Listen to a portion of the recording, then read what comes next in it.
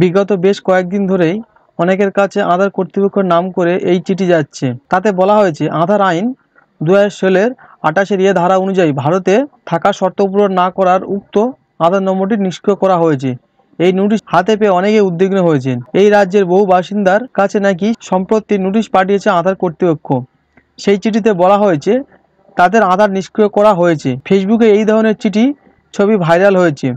CAA বাস্তবায়নের আগে এই ধরনের চিঠি আতঙ্কিত হয়েছেন অনেকেই। তবে এই সংশয়ের মাঝে ইউআইডিএআই জানালো এই নোটিশ ভুয়ো। দাবি করা হচ্ছে কারোর ভারতে থাকার যোগ্যতা নিয়ে প্রশ্ন উঠলে সেই ব্যক্তিকে নিজের নাগরিকত্ব প্রমাণের অধিকার দেওয়া হয়, আগেই আধার বাতিল হয় না।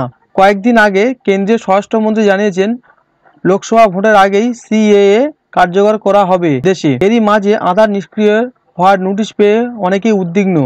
এদিকে সম্প্রতি আধার কর্তৃপক্ষ জানিয়েছে 10 বছরের আগে যারা আধার করিয়েছেন তাদের বায়োমেট্রিক সহ অন্যান্য তথ্য যাতে আপডেট করানো হয়। আবহে আধার নিষ্ক্রিয়তা হওয়ার নোটিশ হতবাক অনেকেই মনে করছেন হয়তো এই আপডেট না করানোর কারণে আধার নিষ্ক্রিয় হয়েছে কিনা। যদিও আধার ইস্যু করা সংস্থা ইউআইডিএআই স্পষ্ট জানালো এই নোটিশ ভুয়ো। জানা গিয়েছে কেন্দ্রীয় স্বরাষ্ট্র মন্ত্রকের অধীনে থাকা ফরেন রেজিস্ট্রার অফিসে যদি কোনো ব্যক্তির বিরুদ্ধে ভারতীয় নাগরিক না হওয়ার অভিযোগ করেন তখন সংশ্লিষ্ট ব্যক্তিকে আধার আঞ্চলিক অফিসে অর্থাৎ পশ্চিমবঙ্গের বাসিন্দাদের জন্য রাঁচি অফিসে গিয়ে নাগরিকত্ব প্রমাণ জমা দেওয়ার সুযোগ দেওয়া হয়। যদি এই ব্যক্তি না করতে পারে তাহলে আধার নিষ্ক্রিয় করার প্রশ্নই ওঠে। তো দেখুন বন্ধুরা, কিছু কিছু আর কি ব্যক্তির হচ্ছে কি আধার কার্ড হচ্ছে কি ডিঅ্যাক্টিভেট হয়ে গেছে এবং তাদের কাছে একটা হচ্ছে কি এসএমএস আসছে, একটা চিঠি আসছে, যে চিঠিতে বলা হয়েছে যে 2016 28 ধারা অনুযায়ী যে তারা হচ্ছে ভারতীয় হচ্ছে নাগরিক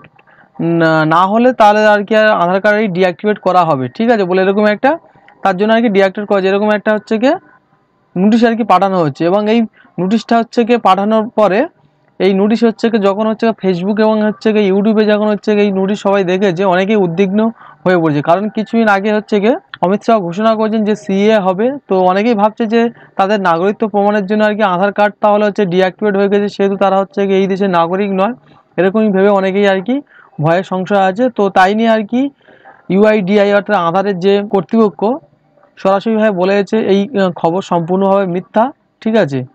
তো বন্ধুরা, এটাই হচ্ছে আজকের ইনফরমেশন। তো ইনফরমেশনটা কেমন লাগবে সেটি কমেন্ট করে জানাবে এবং যারা আমার চ্যানেল নতুন দর্শক তারা অবশ্যই করে চ্যানেলটিকে সাবস্ক্রাইব করে দেবেন।